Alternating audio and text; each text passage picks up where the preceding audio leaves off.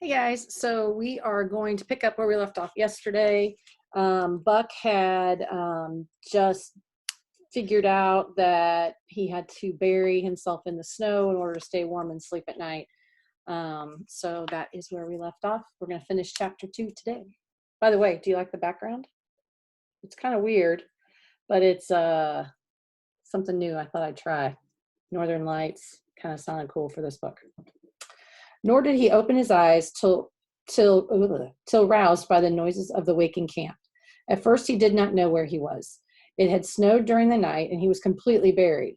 The snow walls pressed him on every side, and a great surge of fear swept through him, the fear of the wild thing for the trap.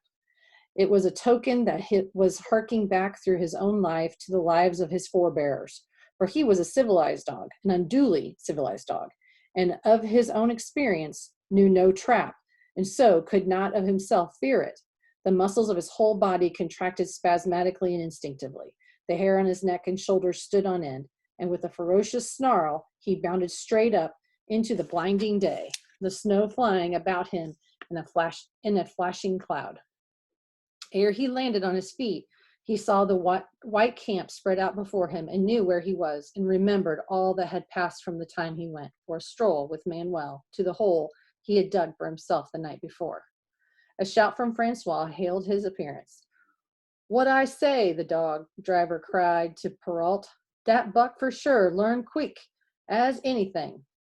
Perrault nodded gravely. As a courier for the Canadian government, bearing important dispatches, he was anxious to secure the best dogs, and he was particularly gladdened by the possession of Buck.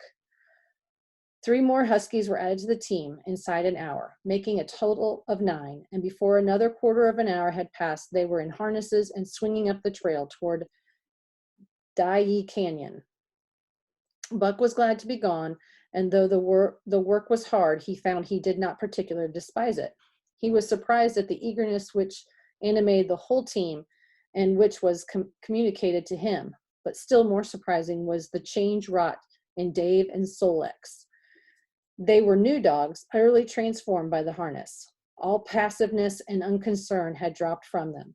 They were alert and active, anxious that the work should go well, and fiercely irritable at whatever.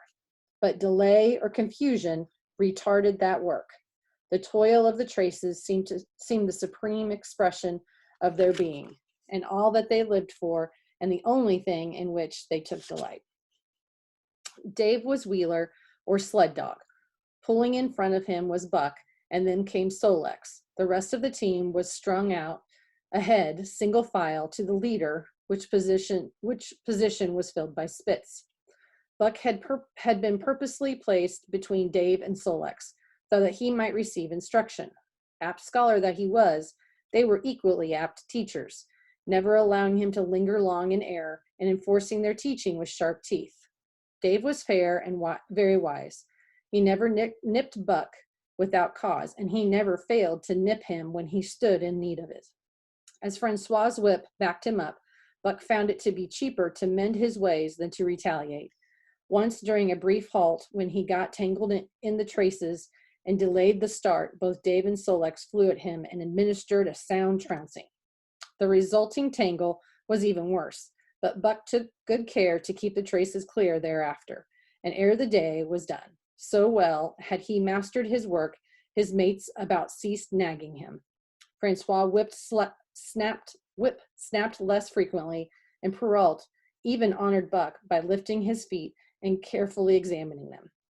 It was a hard day's run up the canyon through Sheep Camp, past the scales, to the timberline, across the glaciers and snowdrifts hundreds of feet deep, and over the great Chilkoot Divide, which stands between the salt water and the fresh, and guards forbiddingly the sad, lovely north.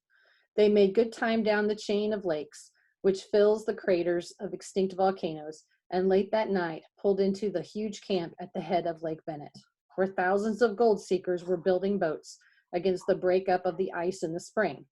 Buck made his hole in the snow and slept the sleep of the exhausted just, but all too early was routed out in the cold darkness and harnessed with his mates to the sled.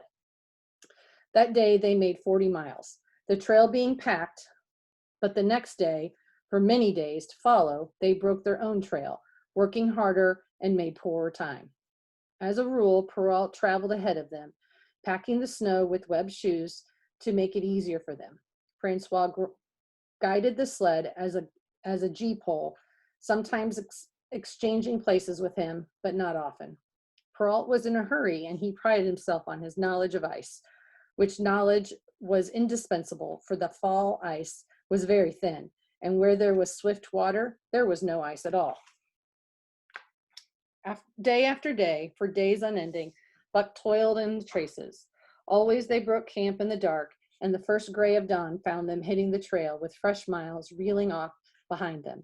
And always they pitched camp after dark, eating their bits of fish and crawling to sleep into the snow. Buck was ravenous. The pound and a half of sun-dried salmon, which was his ration for each day, seemed to go nowhere. He never had enough and suffered from perpetual hunger pangs. Yet the other dogs, because they weighed less and were born to the life, received a pound only of the fish and managed to keep in good condition. He swiftly lost the fastidiousness which had characterized his old life. A dainty eater, he found that his mates, finished first, robbed him of his unfinished rations. There was no defending it. While he was fighting off two or three, it was disappeared down the throats of others. To remedy this, he ate as fast as they, and so greatly did hunger compel him, he was not above taking what did not belong to him. He watched and learned. When he saw Pike, one of the new dogs, a clever malinger and thief, slyly steal a slice of bacon when Perrault's back was turned, he duplicated the performance the following day, getting away with the whole chunk. A great uproar was raised, but he was unsuspected, while Dub, an awkward blunderer who was always getting caught, was punished for Buck's misdeed. This first theft marked Buck as fit to survive in the hostile Northland environment. It marked his adaptability, his capacity to adjust himself to changing conditions, the lack of which would have meant swift and terrible death. It marked further decay going to pieces of his moral nature, a vain thing and a handicap in the ruthless struggle for existence. It was all well enough in the Southland, under the laws of love and fellowship, to respect private property and personal feelings, but in the Northland, under the law of club and fang, whoso took such things into account was a fool, and insofar as he observed them, he would fail to prosper. Not that Buck reasoned it out. He was fit, that was all, and unconsciously he accommodated himself to the new mode of life. All his days, no matter what the odds, he had never run from a fight. But the club of the man in the red sweater had beaten into him a more fundamental and primitive code. Civilized, he could have died for a moral consideration, say the defense of Judge Miller's riding whip. But the completeness of his decivilization was not evidenced by his ability to flee from the defense of a moral consideration and so save his hide. He did not steal for joy of it, but because of the clamor of his stomach. He did not rob openly. He stole secretly, cunningly, out of respect for club and fang. In short, the things he did were done because it was easier to do them than not to do them. His development, or retrogression, was rapid. His muscles became hard as iron, and he grew callous in all ordinary pain.